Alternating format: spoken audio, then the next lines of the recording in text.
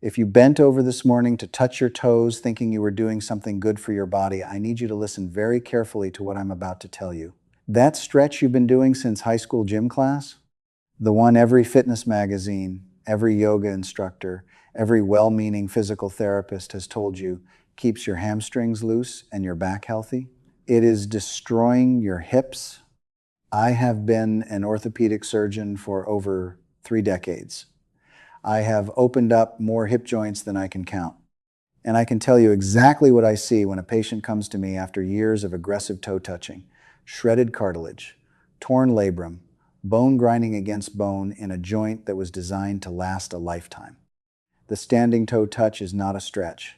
For anyone over 60, it is a demolition project. Here is what happens inside your hip when you fold forward at the waist. Your femoral head, that ball at the top of your thigh bone, gets jammed directly into the front rim of your hip socket. Surrounding that rim is a delicate ring of cartilage called the labrum. Think of it as a rubber gasket that creates a seal around your joint. When you cram that ball forward repeatedly, you are literally pinching this gasket between two bones. A 2019 study published in the American Journal of Sports Medicine examined MRI scans of 186 adults over 55 who regularly performed forward-bending stretches. The findings were alarming. 63% showed signs of labral damage. 63%. And most of these people had no idea anything was wrong until the damage became irreversible. You cannot feel your labrum tearing. There are no nerve endings in that tissue. By the time you experience pain, you have already lost something you can never get back. But here's the question that haunts my patients when I explain this. If I can't touch my toes, how do I fix my stiffness? How do I stay flexible? The answer is not what you expect. The solution is not more stretching. The solution is rotation. Your hip is a ball and socket joint designed to move in circles, not just forward and back. When you restore rotational mobility and build strength around that mobility, the stiffness melts away without ever jamming bone into cartilage. I am going to teach you 5 movements that accomplish exactly this. These are not random exercises I pulled from a magazine. These are the specific movements I prescribe to my own patients, based on decades of surgical observation and peer-reviewed research. We will start with number 5 and work our way to the single most protective exercise for your hip joint. Let's begin. Before we can safely open up your hip, before we can restore the rotation you have lost, we need to wake up the muscles that have been sleeping for years. I am talking about your gluteus maximus, the largest, most powerful muscle in your entire body, and I can almost guarantee yours has forgotten how to fire. You have been told your whole life that sitting is bad because it makes you stiff. That is true.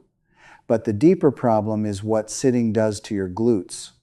When you sit for hours every day, your hip flexors shorten and tighten. Your brain starts relying on other muscles to do the work your glutes should be doing. This condition is called gluteal amnesia, and it is epidemic in anyone over 60. Why does this matter for your hip joint? Because your glutes are the primary stabilizers of your pelvis. When they stop working, your hip socket becomes unstable.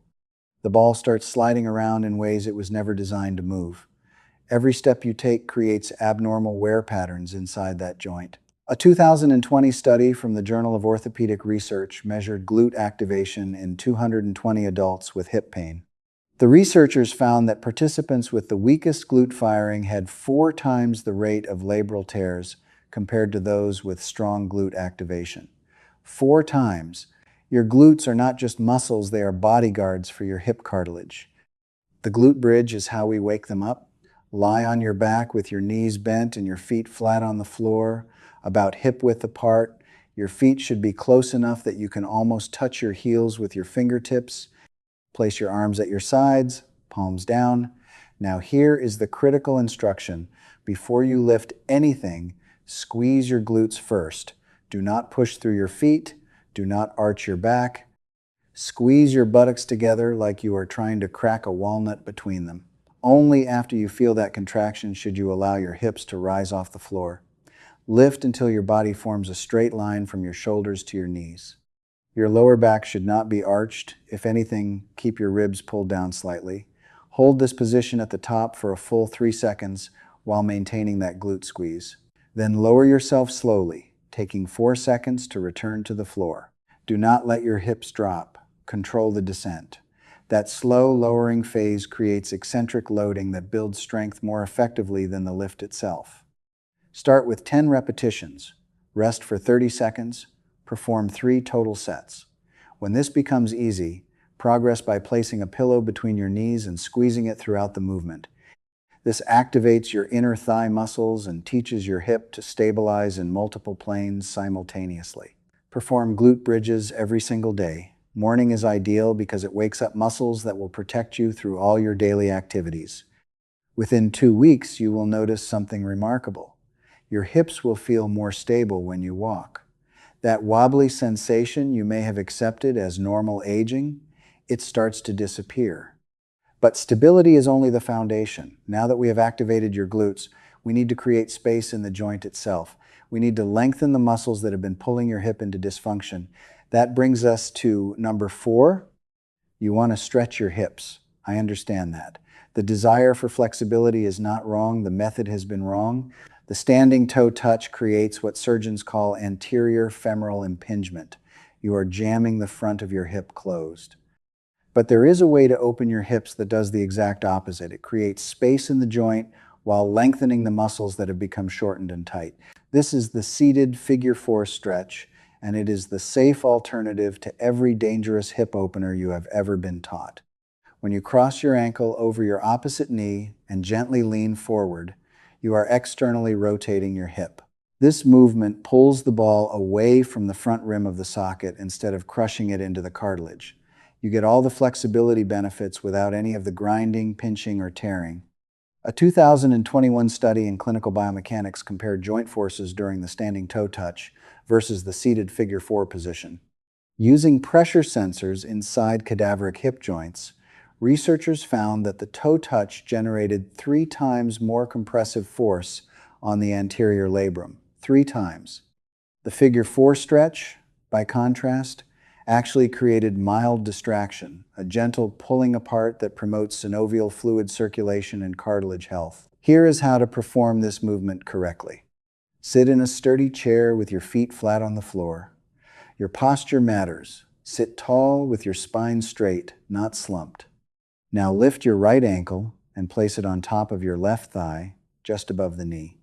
Your right knee will fall out to the side. If this position alone creates a stretch in your outer hip, stay here. Do not force anything. If you need more intensity, keep your spine completely straight and hinge forward from your hips.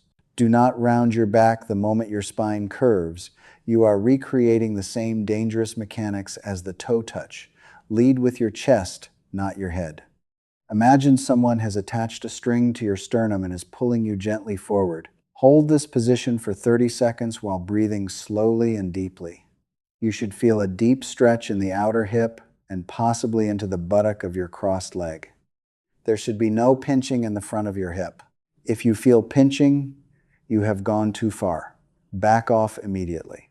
After 30 seconds, switch legs. Perform 3 holds on each side. Do this stretch after your glute bridges, when your muscles are warm and your joint has been activated.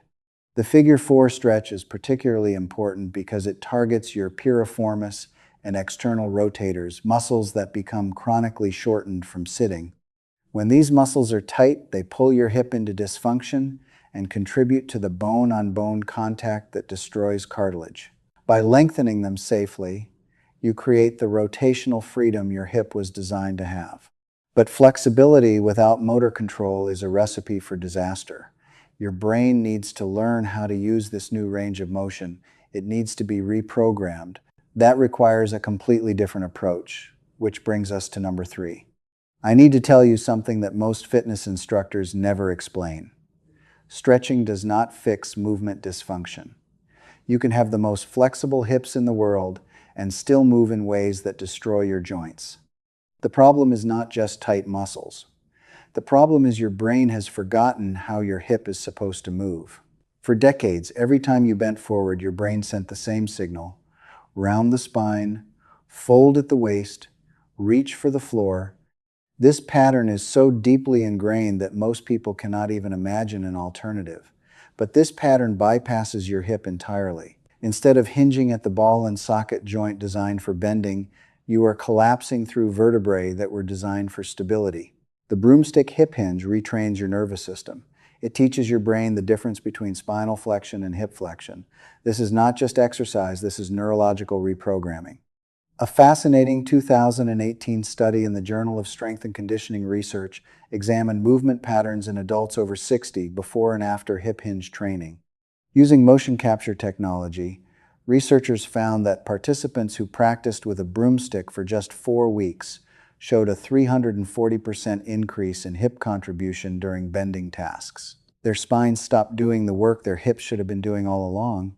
You will need a broomstick, a mop handle, or any straight stick about 4 feet long. Stand with your feet hip-width apart, knees slightly bent.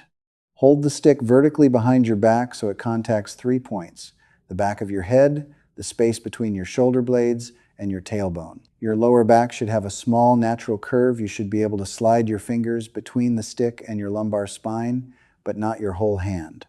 Now here is the movement. Push your hips backward, not downward. Imagine someone has attached a rope to your belt and is pulling you toward the wall behind you. As your hips travel back, your torso will naturally tip forward, but the stick must maintain contact with all 3 points throughout the movement. If the stick loses contact with your head, you are rounding your upper back. If it loses contact with your tailbone, you are tucking your pelvis. If the gap at your lower back disappears, you are flattening your spine. Any of these deviations means you have lost the hip hinge and reverted to spinal flexion. Lower yourself only as far as you can while maintaining all 3 contact points. For many people over 60, this might only be 15 or 20 degrees of forward lean. That is perfectly fine. Depth does not matter, pattern quality matters. Perform 10 repetitions, moving slowly and checking your contact points throughout. Rest, then perform 2 more sets. Practice this movement daily until it becomes automatic. The broomstick hinge is the most important corrective exercise I prescribe because it protects your hips during every bending task you perform. Once your brain learns this pattern, you will automatically hinge from your hips when picking something up from the floor, loading the dishwasher, or tying your shoes. You will move the way human beings were designed to move. But pattern correction is only part of the equation. Your hip joint needs muscles strong enough to control these new movement patterns. Specifically, it needs strong external rotators, the muscles on the outside of your hip that prevent your knee from collapsing inward. That brings us to number 2. There is a muscle on the side of your hip that surgeons consider the most important stabilizer of your entire lower body. It is called the gluteus medius. And if yours is weak, which it almost certainly is, you are one stumble away from a catastrophic fall. The gluteus medius controls what happens when you stand on one leg. Every time you take a step, you briefly become a single-leg creature. Your stance leg must support your entire body weight while your swing leg moves forward. The gluteus medius prevents your pelvis from dropping toward the unsupported side. It keeps you level and stable. When this muscle is weak, your pelvis tips with every step. This creates a characteristic waddle that physical therapists call a Trendelenburg gait. You may have seen elderly people walking with this lurching side-to-side pattern. That is not aging, that is weakness. Specific, targetable, correctable weakness. A 2022 study in gait and posture followed 340 adults over 65 for 2 years. Researchers measured gluteus medius strength at baseline and tracked fall incidence over the study period. The results were striking. Participants in the lowest quartile of gluteus medius strength had a 380% higher rate of injurious falls compared to those in the highest quartile. The clamshell exercise isolates this critical muscle with surgical precision. Lie on your side with your knees bent at about 45 degrees and stacked on top of each other. Your hips should also be stacked. Do not let your top hip roll backward. Rest your head on your bottom arm or a pillow. Place your top hand on your hip bone so you can feel if your pelvis starts to rock. Keeping your feet touching, raise your top knee toward the ceiling. The movement should come entirely from your hip. Your pelvis must not rock backward. If you feel your top hip rolling back, you have lifted too high. Lower your knee slightly and find the range where you can move with perfect pelvic stability. Hold the top position for 2 seconds, focusing on the contraction in the side of your buttock, just behind your hip bone. Then lower slowly with control. That is 1 repetition. Perform 15 repetitions on one side, then flip and complete 15 on the other. Work up to 3 sets on each side with 30 seconds rest between sets. When this becomes easy, add a resistance loop around your thighs just above your knees. The band provides constant tension that dramatically increases muscle activation. Start with a light band and progress to heavier resistance over time. The clamshell is the exercise that makes single leg stability possible. Without strong external rotators, every step you take stresses your hip joint in ways it cannot tolerate. With strong external rotators, you move with the confidence and control of someone half your age. But there is one final piece of the puzzle. You have activated your glutes. You have created space in your hip. You have retrained your movement patterns and strengthened your stabilizers. Now we must address the root cause of hip stiffness, the factor that drives more people toward toe touching than any other. This brings us to number 1, the exercise that fixes what the toe touch was always trying to fix. Let me tell you what I see in almost every patient who walks into my office complaining of hip stiffness. When I ask them to rotate their hip inward to point their knee toward their opposite leg while keeping their thigh still, they look at me like I have asked them to perform magic. They have almost zero internal rotation, and this missing movement is the root cause of nearly everything they are experiencing. When you lose internal rotation in your hip, your body must find that motion somewhere else. It borrows from your lower back, it borrows from your knee. These joints are not designed to rotate the way your hip is, so they break down. The stiffness you feel in your hip, it is not coming from tight hamstrings. It is coming from a joint that has forgotten how to spin on its axis. A 2020 study in the Journal of Hip Preservation Surgery measured internal rotation range of motion in 450 adults over 50. They then tracked these participants for 3 years, monitoring for hip osteoarthritis progression. The findings were decisive. Participants with less than 15 degrees of internal rotation showed osteoarthritis progression at nearly triple the rate of those with normal rotation. The joint was grinding itself down because it could not move properly. This is why the standing toe touch feels necessary. When you cannot rotate your hip, you feel stuck, stiff, immobile. So you bend forward, reaching for your toes, desperately trying to create some sense of movement. But you are attacking the wrong problem. You are mobilizing your spine and hamstrings, while the true culprit, your hip rotation, remains frozen. The seated hip internal rotation exercise fixes the actual problem.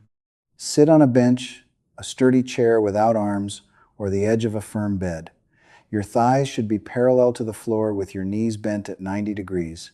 Sit tall with your hands resting on your thighs. Now, without moving your thigh, rotate your right lower leg outward. This means your foot swings out to the right while your knee stays pointing forward. When your foot moves outward, your hip internally rotates. You should feel a stretch deep in the outer part of your hip joint near your buttock. Here is the critical detail. Your knee must not move. If your knee swings outward along with your foot, you are not rotating your hip, you are just moving your whole leg. Keep the knee pointing at the same spot on the wall in front of you throughout the movement. Hold the rotated position for 3 seconds, then return slowly to neutral.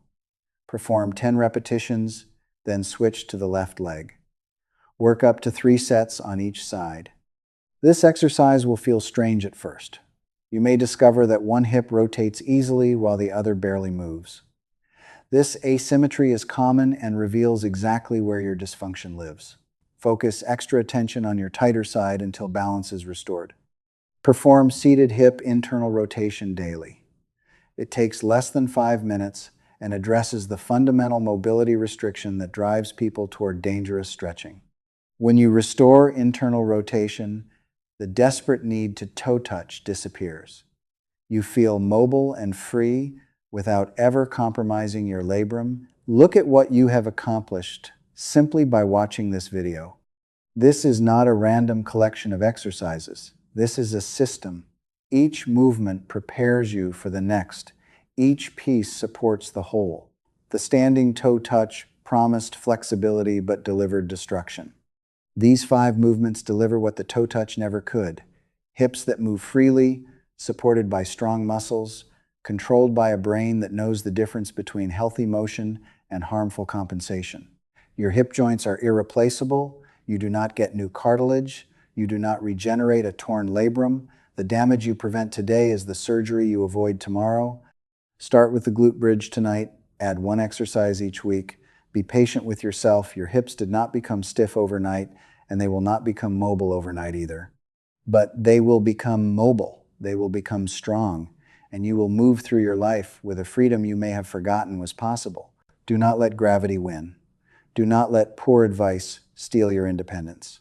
Your hips are counting on you. Now I want to hear from you. Which of these 5 exercises are you going to start with today? Have you ever felt that pinching sensation in the front of your hip during toe touches? Share your experience in the comments below. I read every single one. Thanks for watching.